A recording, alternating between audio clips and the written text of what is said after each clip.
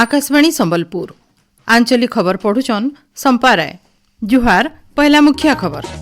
लोकसभा न ऑपरेशन सिंदूर बाबद वितर्क थी सामिल हेले प्रधानमंत्री कहले संसद ये अधिवेशन होचे देशर गौरव गान अधिवेशन।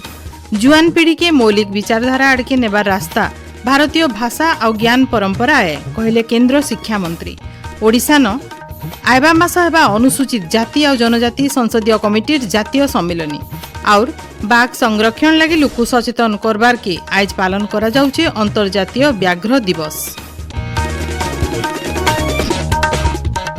एथर पूरा खबर।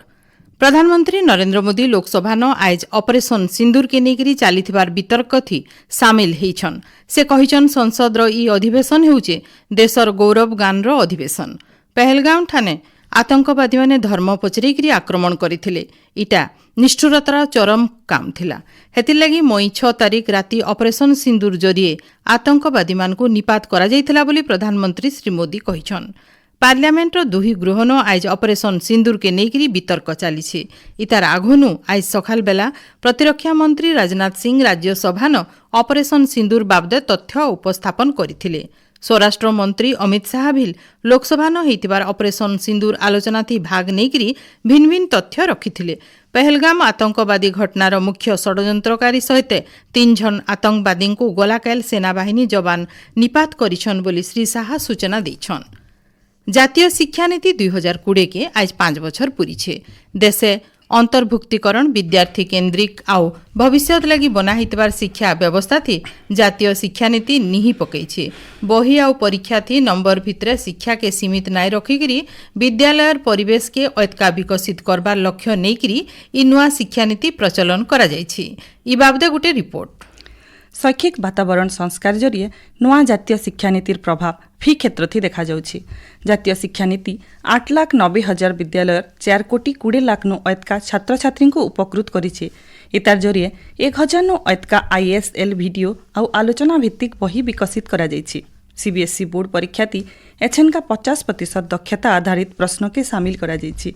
इ नीति अधीन 3 निष्ठा शिक्षक तालीम कार्यक्रम जरिए 4 लाख नु ऐतका शिक्षकों को तालीम दिया जाइछि। बालबाटिका जादुई पिटारा और प्रशस्त आप सहित आहुरी बहुत पदक्षेप बहुभाषी और सामग्रिक शिक्षा के तहकई पारिछि। भारतीय भाषा के तहकाबार सहित आंचलिक भेदभाव कम करबार दिगे इ नीति केतनी केते साहज करिछि।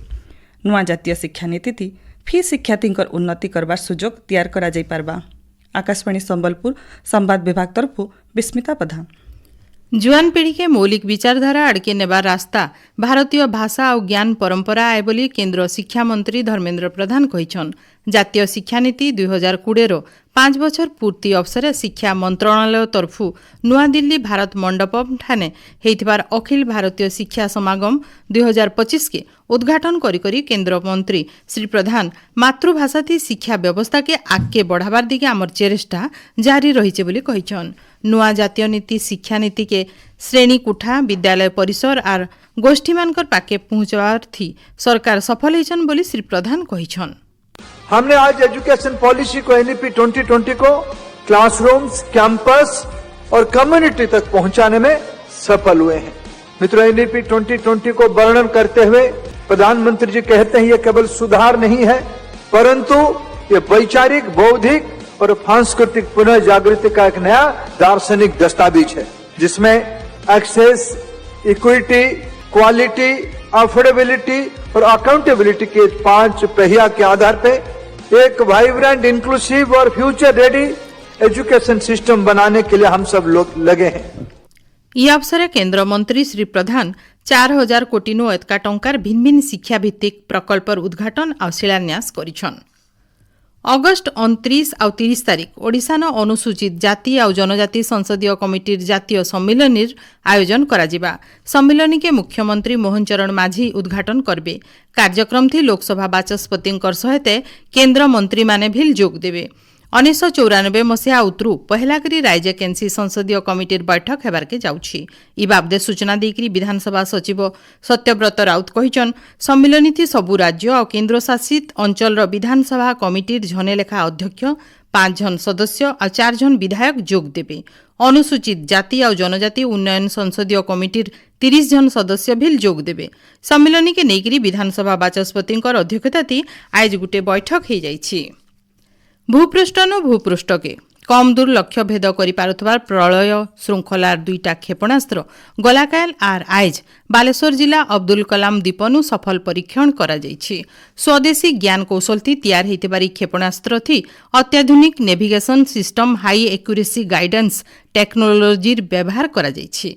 दुई क्षेपणास्त्र धारी गतिपथ के ठीक भावे अनुसरण करथिले आ सबु मानक पूरण करथिले बोली डीआरडीए तरफु सूचना दिया जाइछि।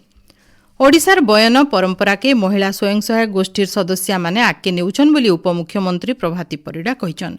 मिशन शक्ति भवन ठाने आज उपमुख्यमंत्री श्रीमती परिडांकर उपस्थिति थी बुणाकार महिला मानकु सशक्त करबा लक्ष्य थी मिशन शक्ति विभाग और केंद्र हस्ततंत्र विकास आयोग अधीन थी थिबार बुणाकार सेवा केंद्र भितरे गुटे बुझावणा पत्र स्वाक्षरित थीछि। ई बुझावणा पत्र राज्यर बुणाकार महिला गोष्ठी के नुआ डिजाइन तालीम और दक्षता विकास सहित जातीय और अंतर्जातीय बजार जुगेई देबार थी साहाय्य करबा बोली अवसरे श्रीमती परिडा कहिछन।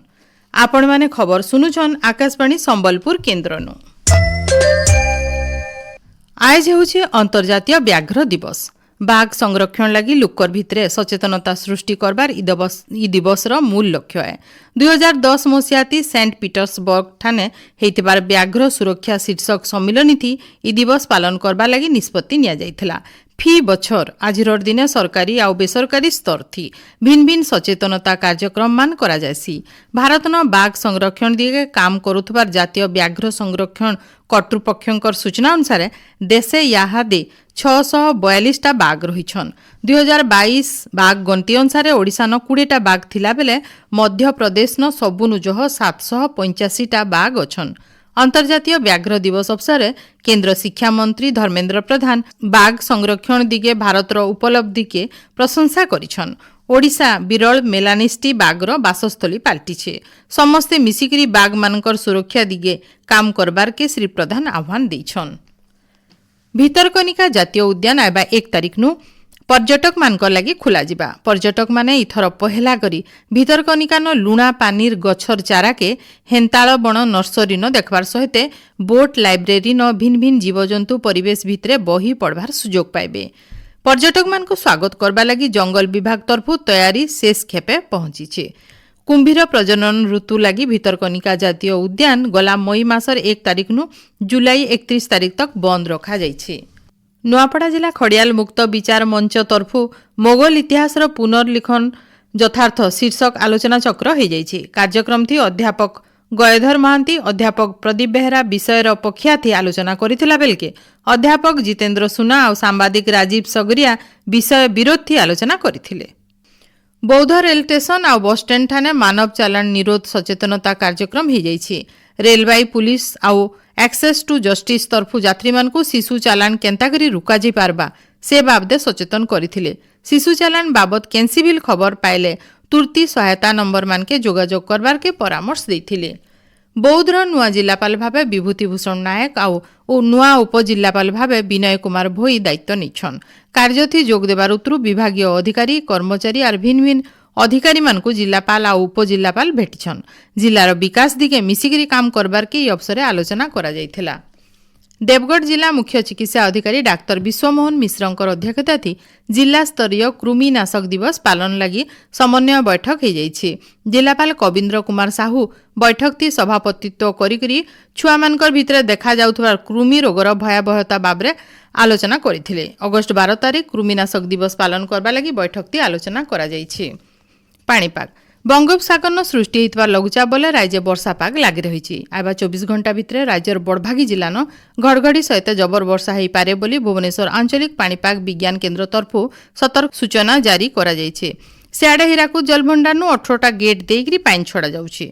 आज संजर 6 बजे तक फी सेकेंड थी जलभंडार के 2,47,760 घनफुट पानी आसुथबार बेलके 3,12,506 घनफुट पानी छड़ा जाउछि। शेषे मुखिया खबर फेर घाए लोकसभा न ऑपरेशन सिंदूर बाबदे वितर्क थी सामिल हेले प्रधानमंत्री कहले संसद रो ई अधिवेशन होचे देशर गौरव गान रो अधिवेशन जुआन पीढ़ी के मौलिक विचारधारा आड़के नेबार रास्ता भारतीय भाषा और ज्ञान परंपरा कहले केंद्र शिक्षा मंत्री ओडिशा न एबा मास हेबा अनुसूचित जाति और जनजाति संसदीय कमिटी जातीय सम्मिलनी और बाघ संरक्षण लाई लोक सचेतन करबार के आज पालन करा जाउछि अंतर्जातीय व्याघ्र दिवस। आज आंचलिक खबर इन शेष है जुहार।